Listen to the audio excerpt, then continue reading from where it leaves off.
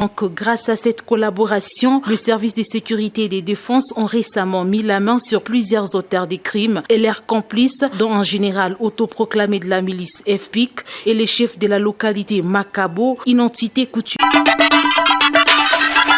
Info 243 au cœur de l'actualité. Ceux qui veulent collaborer na biso, bolakisi so Kodeko sikazali, bolakisi so FPIC, chini ya kilima na binoana. Kama mutabaza na chini ya kilima, ndiko bahati na te. So bino bolingi tokende.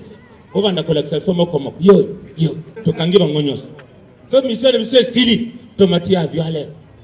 En cette période où les forces de sécurité et de défense sont résolument engagées dans la traque des groupes armés, la collaboration entre la population et les services de sécurité doit être de mise pour venir à bout de forces négatives. C'est dans cette optique que le maire de la ville de Bunia, le commissaire supérieur principal Tchabouine John, a entamé il y a peu une tournée de sensibilisation pour raviver cette collaboration. Après les quartiers Hoho, c'est le tour des habitants du quartier Kindia venus en masse pour suivre le message du gouverneur de province, le lieutenant général Luboya Kachama Johnny, relayé par l'autorité urbaine. Ici, le maître mot est resté le même. C'est désolidariser des ennemis de la paix, dénoncer les personnes suspectes et faire confiance aux forces de sécurité. Vous craignez quoi?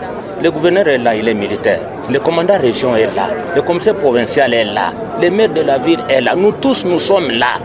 Vous allez craindre quoi? Un message qui a trouvé un écho favorable auprès des habitants de Kindia, acquis pour la paix. L'état de siège évolue bien. Ngai na moni yango. Po na moni ke to vana no kati ya ville Bunya. Signalant que grâce à cette collaboration, le service de sécurité et de défense ont récemment mis la main sur plusieurs auteurs des crimes et leurs complices, dont un général autoproclamé de la milice FPIC et les chefs de la localité Makabo, une entité coutumière située à seulement 10 km de la ville de Bunia. Il faut dire que l'état de siège décrété par le président de la République, Félix-Antoine Tshisekedi Anitouri, suscite de l'espoir pour le retour de la paix au regard des avancées significatives sur terrain.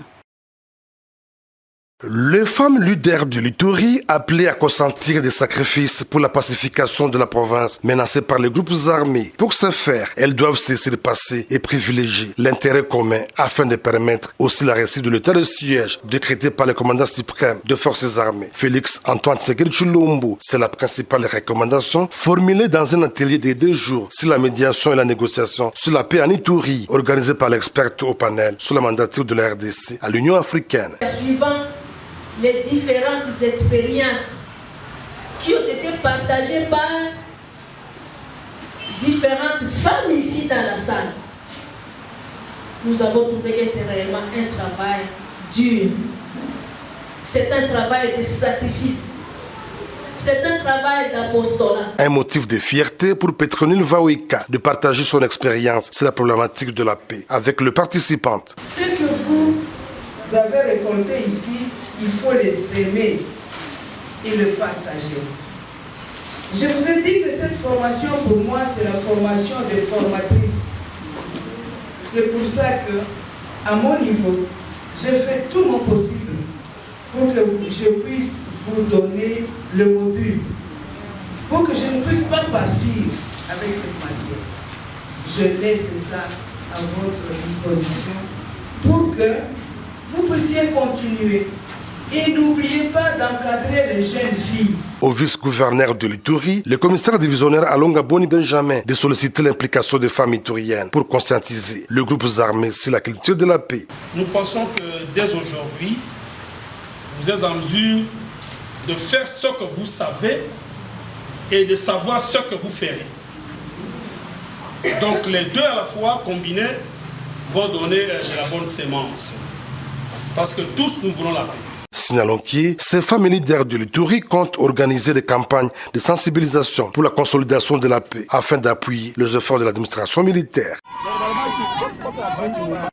C'est un ouf de soulagement pour les habitants du quartier Kindia en ville de Bunia. Ils viennent d'acquérir un forage de 5 bornes fontaines d'une capacité de 20 000 litres dans de la société Angèle Cosmétique œuvrant en Ituri grâce à la calmie consécutive aux actions militaires en cette période de l'état de siège. Cet ouvrage qui vient pallier tant soit peu le problème d'approvisionnement en eau potable d'environ 2000 ménages a été inauguré le lundi dernier par le vice-gouverneur de l'Ituri.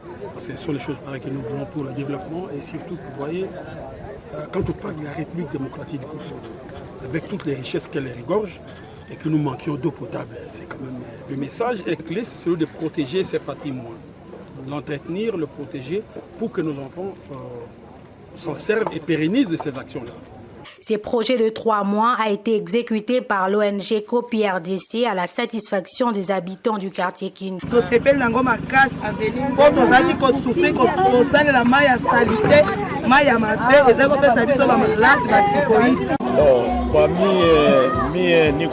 Chef ya 10 maison ya hapa nafurahi maji inafika kwa veni yangu, nashukuru sana Angèle Cosmétique inatufanyisia hapa. L'appel est ainsi lancé à d'autres structures d'emboîter le pas compte tenu du besoin humanitaire encore immense en Ituri. Marche bongaka na ba auto ba marche so on va petit muso ba marche on va petit ba sportif mais so muto sala no sportif na kimukolo ka kibudi ya ko sala marche so ko ina nzela. Donc je ne suis pas d'accord na bateau ba ko utiliser ba vie na ngalo ba vie Raymond lo ba vie Chibala brisque kakaboyi bato mususu ba ko tala ba tala na TV na ba na ba marché o azo marché o kindoki te te na net vie Chibala mon premier te natangi wana vie na nga mais noki nzoto malili te vie Chibala au marché oyebi Nathalie Pe, mon grand frère que je respecte beaucoup, on a dit vraiment très posé. Je dois virer Raymond Chibanda. Ah, nous avons une politique. C'est politique.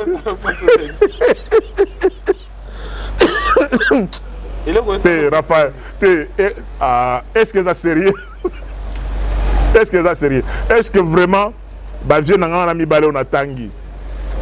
Na ba parler na bango même bana na bango baza na poto bande ko na bazo bango sérieux ndoki makambu tout ezoleka eza kindoki ya mobimba mais er na moni ba vie na ngana ba ko marcher sans ambulance donc vous comprendre ba kumbi ba vie na ndenge mo ba loyenge ba kumbi ba na loyenge sans ambulance ambulance ya secours ezate bon so ki vie mo geno akoya kana nzela ba ngamba ba geno azo marcher a marcher pour rames politique est différente de la sanction ou à Jurwana. Pambolité, non, Raphaël. Ezalaki mbula lipambolité, ezalaki mbula ya kanda ya batekena ba umbu. Isasa madouce kota, yango batekena ba umbu ba fâché, ba David Matadiki bala ba chef Iba balobi geno. Tant que boko salaka au marche ou désordre, mbule robetaka. Yambalo sikoyo, to bandisango ba 4h du matin. Quelle est la différence entre marche ou IDPS qui au sala pour Roboya Makambo et Mabe Kotambola la dictature depuis Mobutu Tina Lelo na marche au baninga pe balobi ke bango ba comme mona to comme na dérive dictatoriale différence en nini parce que selon information na ba chef coutumier balobi si les gens continuent à s'hasarder il y a ko biso mal à l'aise dans ça prochainement boule ko banda ba 4h ti 18h. Vous comprenez? Donc, les Pinois.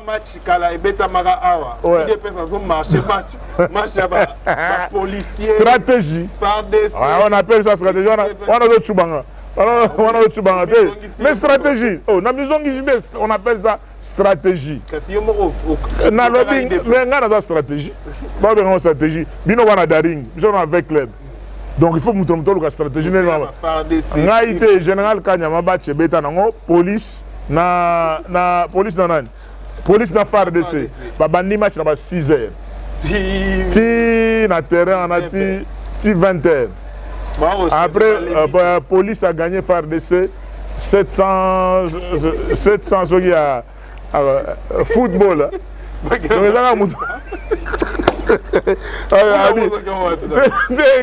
C'est ça ce qu'on appelle stratégie. Donc, police a gagné. Le général Kanyama va gagner armée 700 à 200 quelque chose. Info 243, la référence de l'actualité. Bienvenue, mesdames et messieurs, en direct, il y a Kinshasa, beaucoup la Dabiso, nous sommes pour la question d'actualité. Na moko ya bae baebi, il y a plus un milieu sportif, na cadre universitaire également, mais également na cadre politique. Inani, moi na mboka sénateur Denis Kambai Simbungu. Na ende to komeka kosembola na ba question d'actualité. To kende na makambo matali sport, politique na makambo etali activité au mususu o yo akukamba po azali président ya Grand Kassai. Sénateur Denis Kambai mbote na yo. Mbote Raphaël Walukonka, bienvenue dans le village Grand Kassai. J'espère bien que les techniciens ont un décor à ce village Grand Kassai.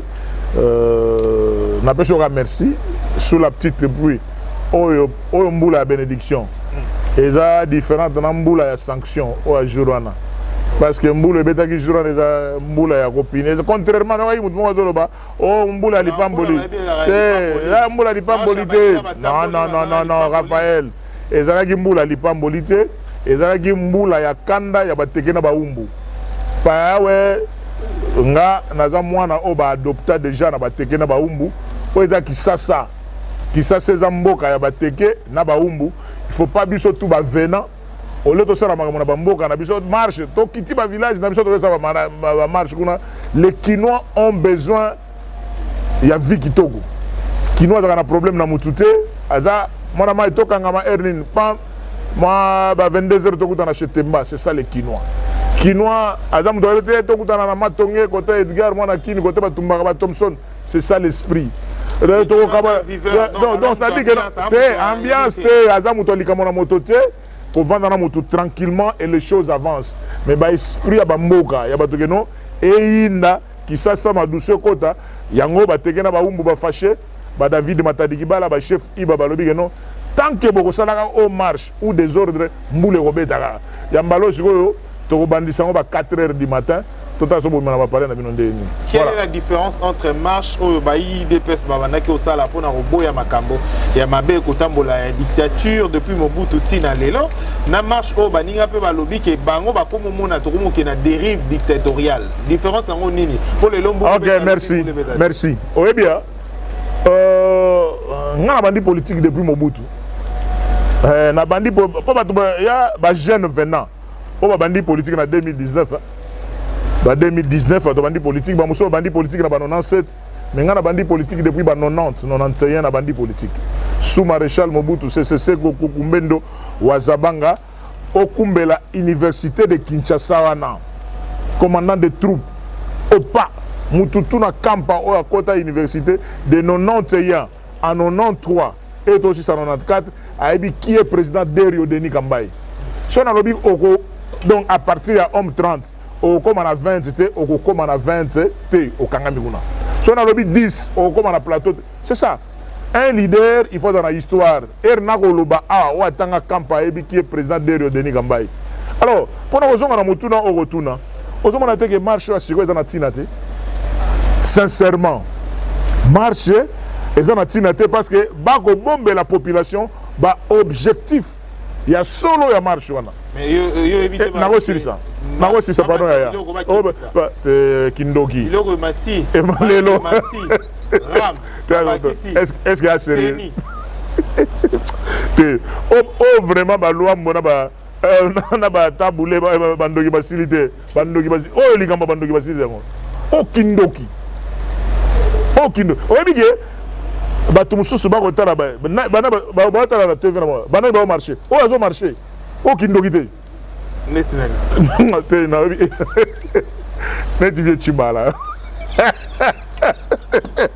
Mon premier. Te natangi wana vient na nga mais noki nzoto malili. Ponani.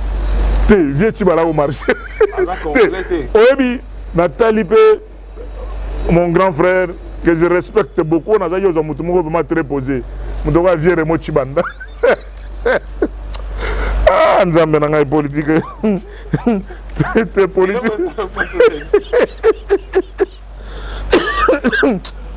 T'es Raphaël. Est-ce que c'est sérieux? Est-ce que c'est sérieux? Est-ce que vraiment, vient dans ami balé on a tangi, n'a pas parlé na bango, même bana na bango dans la poto bande qu'on a ba bango sérieux? C'est pas autant. T'es nazo tout na yo. Est-ce que oyo bazo marcher pour la nuit?